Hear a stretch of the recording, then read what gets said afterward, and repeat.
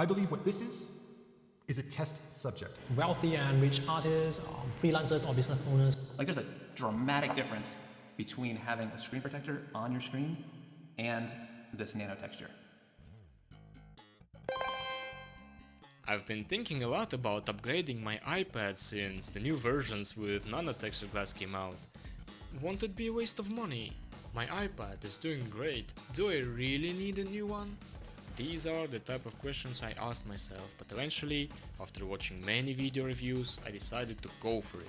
And in this video I'll tell you why and share my first impressions of iPad Pro with Nano-texture glass. But now, to unboxing.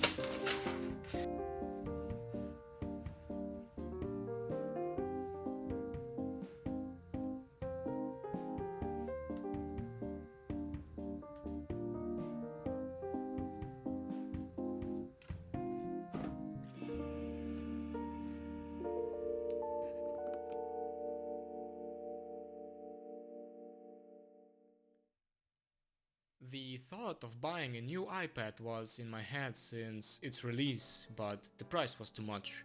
I was most interested in the nano-texture glass, but no matter how many reviews I watched, I couldn't figure out if it was worth it. I was not interested in how thin it is or how much more powerful it is compared to previous models. I have iPad Pro with M2 chip, and I knew it was more than enough for drawing.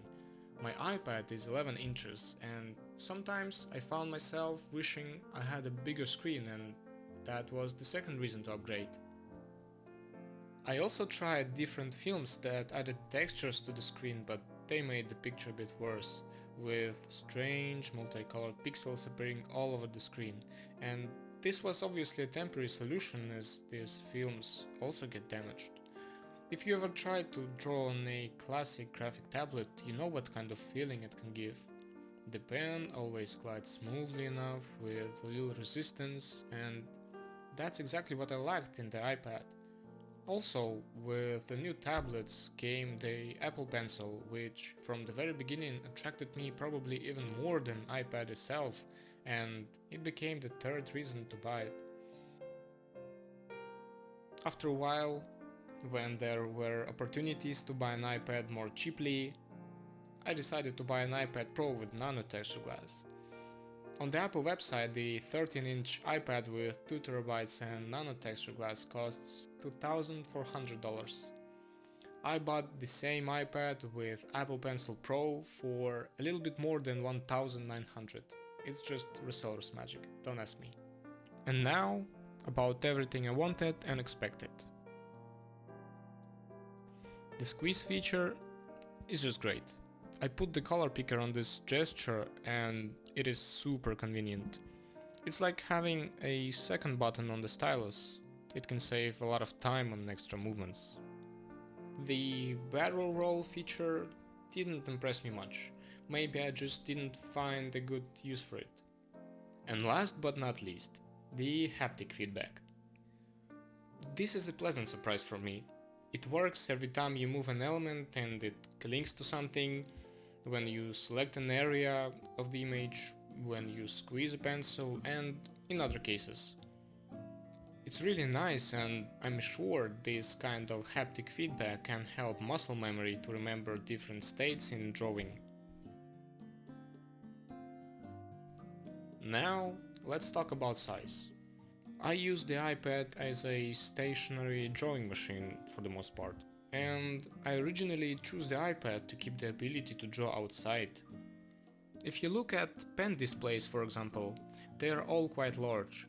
16, 19, 22, 24 inches and even larger.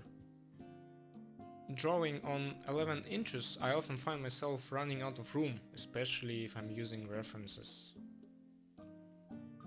It would seem that the difference between 11 and 13 inches on paper is not that big, but from my experience I will say that difference is so huge that it breaks the sky. Drawing on 13-inch screen is way more comfortable. But here I want to add a disclaimer. I know artists that draw on smartphones, iPad minis, and their artwork is much better than mine.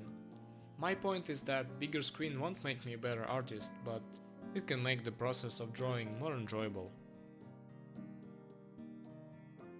What about the nano-textured glass? Did it live up to my expectations? Well, yes and no. I was expecting a paper-like experience. I expected to feel texture and resistance comparable to paper. I thought there would be that distinct sound of a pencil sliding on the screen, and there's nothing like that.